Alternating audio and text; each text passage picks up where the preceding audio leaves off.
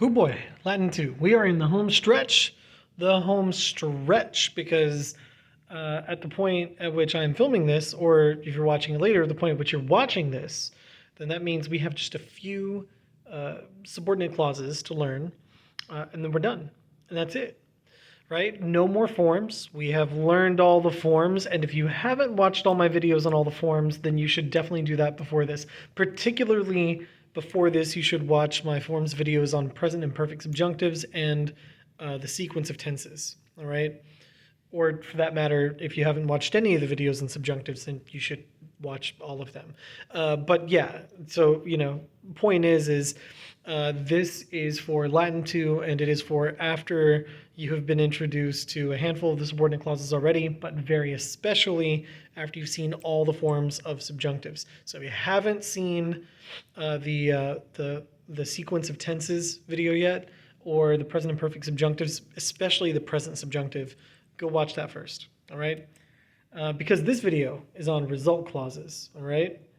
And I am going to show examples from both sequences, so you'll see plenty of stuff. But first, let's find out what a result clause is, because this is a thing that we have in English, and the great part about it is it's essentially a your mama joke, all right? We've all heard a your mama joke. Maybe you've made some.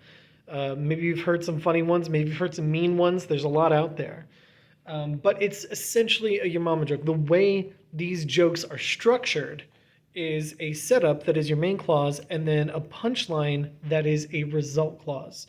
So if you have a sentence that is set up in that way, then it definitely has a result clause in it. Like here's a your mama joke that I made up, all right?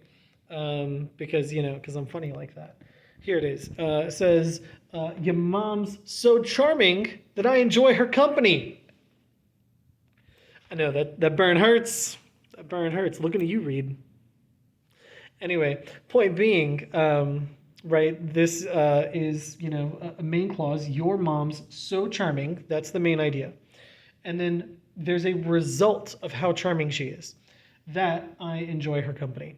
Okay? That's how this works. But there's a really crucial bit to setting up the result. All right, you can't just have a result on any main clause. Your result clause has to come after a main clause where you have something like a so in there. All right, every your mama joke always has a so in it, and it doesn't even specifically have to be a your mama joke. I mean, there are any number of jokes that follow this kind of result clause formula. I don't have it written down here, but this would be sort of like, when I said that UNC has so many white squares walking around that you could tile a bathroom. That's a result clause, but there's still a so in there. There's a so many. So you're always going to have a so, or so many, or a so great, or of such a kind, or in such a way. You have to have some sort of word like that to set up the punchline. Because if you don't have that word in there, then you won't set up the punchline. Like, if I just say, your mom's charming, there's no reason to follow that up with anything. You don't need a subordinate clause in there. But if I say, your mom is so charming, then we can have a result of how charming she is. Okay? So that's how this works. And then to do this in Latin, what you're going to have is you're going to have some kind of, word that is like a so. I just put here result word, but you're going to have some special word in here that essentially means so.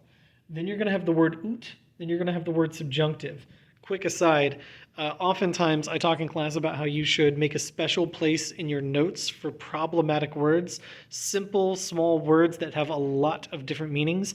I've definitely mentioned this in the past with quod. I've definitely mentioned this in the past with quam. Ut is one of those words, all right? This is sort of the first time we're really getting into it, but we definitely had ut as a vocab word in Latin 1, where it meant as or when.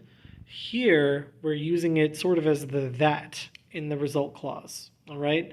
So definitely make a spot in your notes for ut along with your other problematic words, because it has a lot of meanings.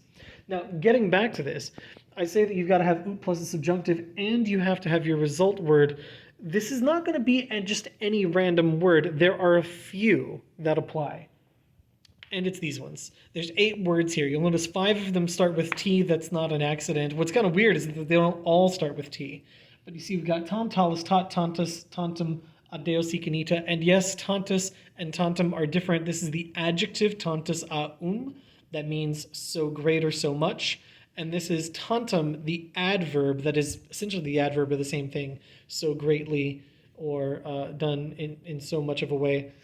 I know I just said that really badly in English, but anyway, point being is this is the adjective, this is the adverb. That's why they're listed separately, even though they look real similar. So you're going to have one of those 8 special words in the main clause. This is the so part of the setup, all right? So, for instance, if I, examine this example, right? This says, today, Nora was so tired, right? I have my tired here, but she wasn't just tired, she was so tired that she fell asleep through Pedro the Lion's songs. I know, right? I'm playing Pedro the Lion here during class, and she just falls right to sleep. Nora. Anyway, there you go. Enough of that cheesiness. But the point here is that I've got my special word that sets up the result clause.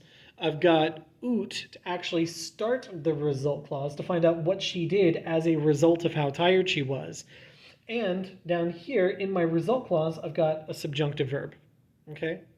And if you want to know a few more details about what's going on here, this is a secondary sequence sentence because my main verb is in the past. And therefore, I have to use an imperfect subjunctive when I form this. Now, unlike cum clauses or indirect questions, this will always be an imperfect subjunctive, never pluperfect, right? Because if you think back to the sequence of tenses video, right, we talked about how the pluperfect subjunctive is for things that happen before the main clause, and the imperfect is for things that happen at the same time as the main clause.